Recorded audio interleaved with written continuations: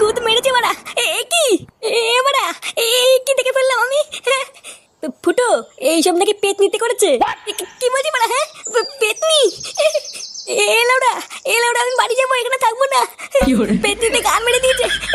এগুলি বাবারে, আমি এখানে থাকবো না।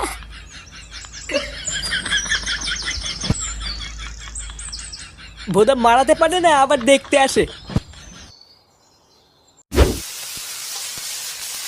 সারাদিন শুধু আমি একা খেটে খেটে মরবো, আর সবাই শুধু এসে বসে বসে গিলবে।